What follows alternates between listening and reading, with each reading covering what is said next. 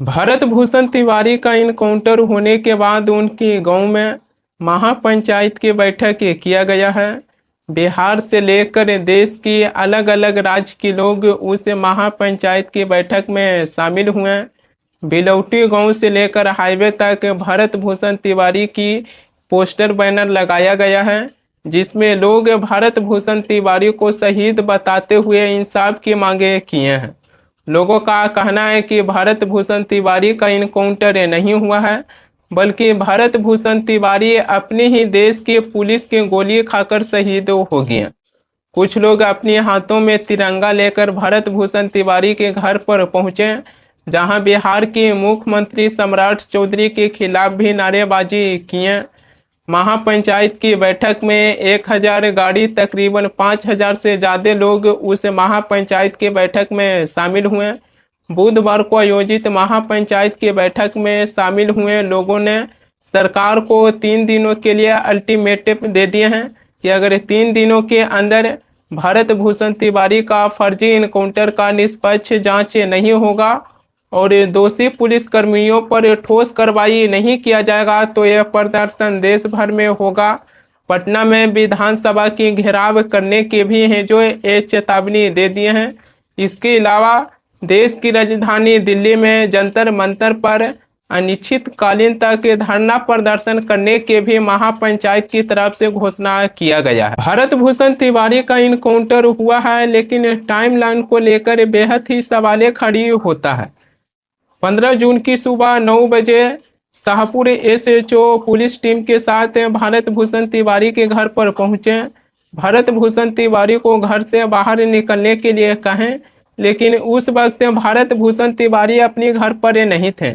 उसी दिन दोपहर 12 बजे पुलिस की टीम एक बार फिर से भरत भूषण तिवारी के घर पर पहुंचते हैं।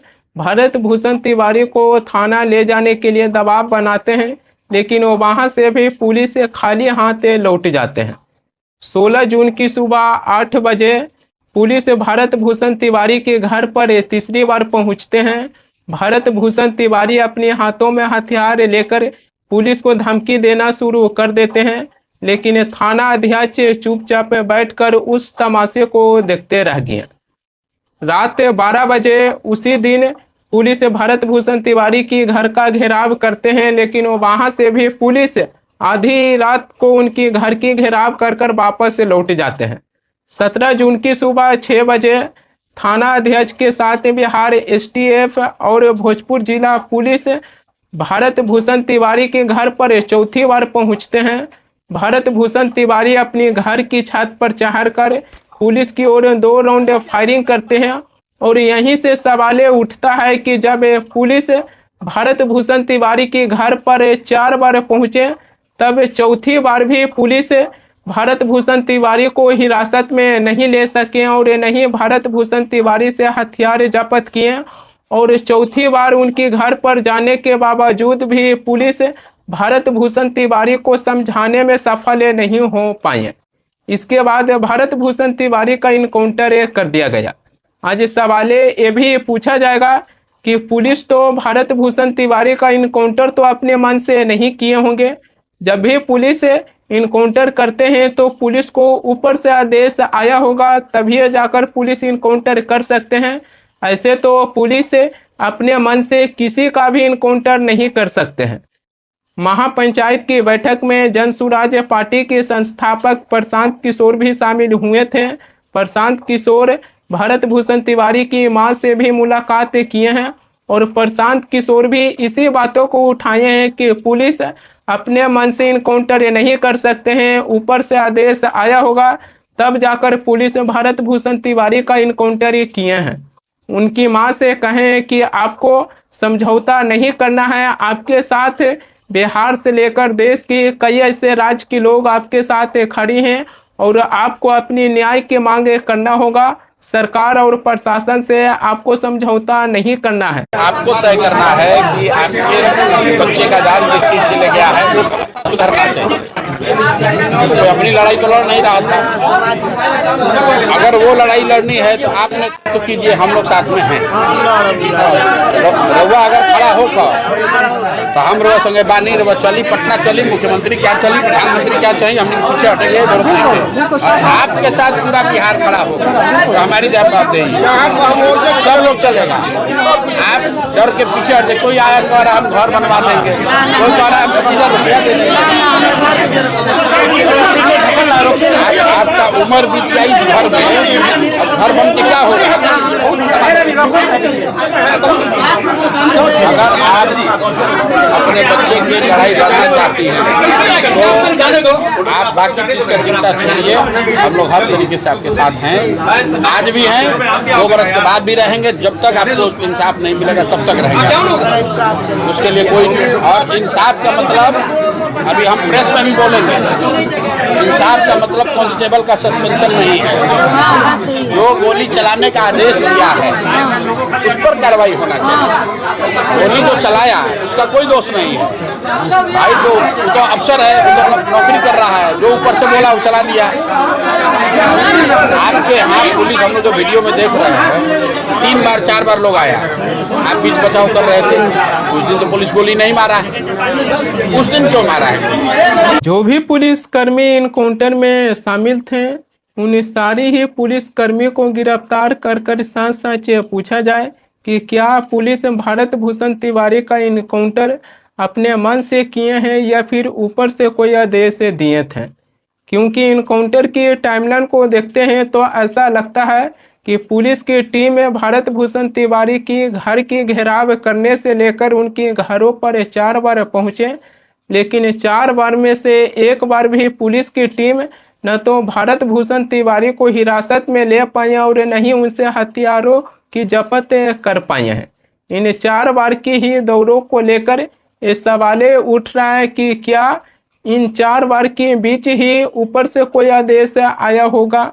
यह मामला केवल एक पुलिस इनकाउंटर तक ही सीमित नहीं है, यह मामला कहीं न कहीं ऊपर तक भी दिखाई देता है। नवंबर 2025 में बिहार विधानसभा चुनाव हुआ। पहले चरण के मतदान के दौरान बिहार के पूर्व deputy chief minister Vijay Kumar Sinha Lakhisarai पहुंचे थे। कुछ लोग विजय कुमार सिन्हा के काफिले के ऊपर पथराव किए थे। तब बिहार के पूर्व deputy chief minister Vijay Kumar Sinha अपने बॉडीगार्डों को कहे थे कि जब फायरिंग कर ही नहीं सकते हो तो ऐसी बॉडीगार्ड रखने से क्या फ़ायदा। उस टाइम पर विजय कुमार सिन्हा की बातें सुनकर उनकी बॉडीगार्ड किसी के ऊपर फायरिंग नहीं किए। उस वक्त उनकी बॉडीगार्ड को थोड़ा ये शर्मिंदगी महसूस हुआ होगा कि नौकरी मिलने के बाद हम केवल सरकार के सामने एक नतमस्तक होकर रह गए।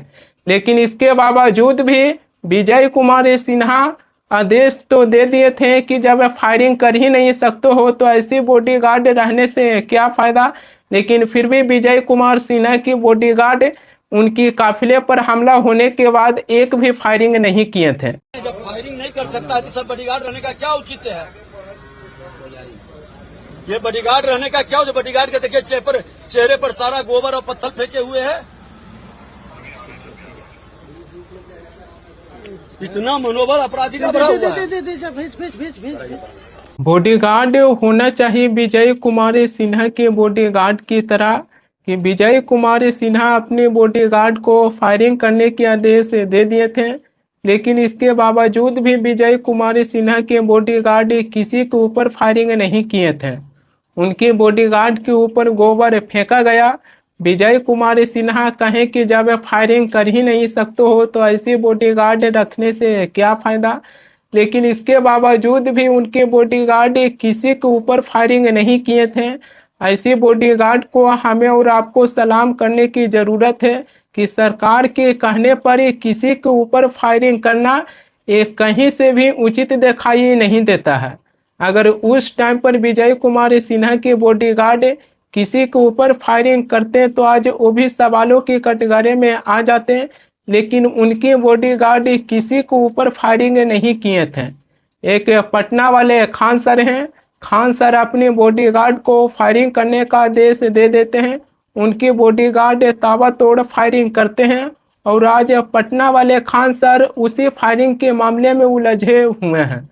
भारत भूषण तिवारी का इनकाउंटर होने के बाद उनकी मां पुलिस पर गंभीर आरोप लगाते हुए कहें कि भारत भूषण तिवारी सरेंडर कर दिए थे, इसके बाद भी पुलिस भारत भूषण तिवारी को 3 गोली मारे। भारत भूषण तिवारी के मां आशा देवी पुलिस पर यह भी आरोप लगाए हैं कि पुलिस भारत भूषण तिवारी को जख्मी हालत में अस्पताल ले जा रहे थे, उस वक्त गाड़ी में भी 2 गोली मारे थे। उनका मां का यह दावा है कि पुलिस जानबूझकर भारत भूषण तिवारी के प्राइवेट पार्ट में भी 2 गोली मारे हैं। क्या यह बात सच है कि भारत भूषण तिवारी की मां आशा देवी जो पुलिस पर आरोप लगाए हैं कि पुलिस भारत भूषण तिवारी के प्राइवेट पार्ट में भी 2 गोली मारे हैं? भारत भूषण तिवारी का पोस्टमार्टम होने के बाद भी डॉक्टर 5 गोली की पुष्टि किए हैं कि भारत भूषण तिवारी को 5 गोली मारा गया है, लेकिन अब भारत भूषण तिवारी की मां आशा देवी आरोप लगाए हैं कि भारत भूषण तिवारी को पुलिस जानबूझकर उनके प्राइवेट पार्ट में भी 2 गोली मारे हैं। भारत भूषण तिवारी की मां ये जो दावा कर रहे हैं कि भारत भूषण तिवारी के प्राइवेट पार्ट में गोली मारी गई है, क्या उनकी ये बातें सच हैं? उनकी मां की दावे की ओर ध्यान दीजिएगा तो ऐसा लगता है कि पुलिस भारत भूषण तिवारी का इनकाउंटर नहीं किया है, बल्कि भारत भूषण तिवारी के साथ निंदनीय पाप करने का भी काम किए हैं। उनकी मां दावा किए हैं कि हमारी बेटा भारत भूषण तिवारी की पुलिस प्राइवेट पार्ट में भी गोली मारे हैं। बिहार के बेगूसराय में 11 जून की रात एक 28 वर्षीय महिला टॉयलेट करने के लिए अपने कमरे से बाहर निकले थे, तब 5 बदमाशों ने एक 28 वर्षीय महिला को पकड़ लिए, उसी महिला की साड़ी से उस महिला की मुंह बांध दिए और उसके बाद 5 बदमाशों ने उस महिला के साथ गैंगरेप किए। गैंगरेप करने के बाद 5 बदमाश उस 28 वर्षीय महिला के प्राइवेट पार्ट में कारतूस, पत्थर और लकड़ी डाल दिए। महिला को अस्पताल ले जाया गया, अस्पताल से डिस्चार्ज किया जा रहा, लेकिन फिर भी महिला की तबीयत में कोई सुधार नहीं दिख रहा। सोच के देखिए कि महिलाओं के साथ गैंगरेप करने के बाद उस महिला के प्राइवेट पार्ट में कारतूस, लकड़ी और पत्थर डाल दिया गया। ये बिहार के मुख्यमंत्री सम्राट चौधरी की सरकार में बदमाशों की किस प्रकार हौसला बुलंद हो रहा है। जहां एक तरफ सम्राट चौधरी की सरकार में इनकाउंटर पर इनकाउंटर किया जा रहा है, लेकिन दूसरी तरफ महिलाओं के साथ ऐसी घिनौनी हरकत किया जा रहा है, वैसे अपराधियों के साथ कोई भी इनकाउंटर की खबरें निकलकर सामने नहीं आ रही है। ये किस प्रकार की इनकाउंटर किया जा रहा है? भारत भूषण तिवारी जहां अपनी समाज के विकास की बातें करते थे, उसकी इनकाउंटर कर दिया गया।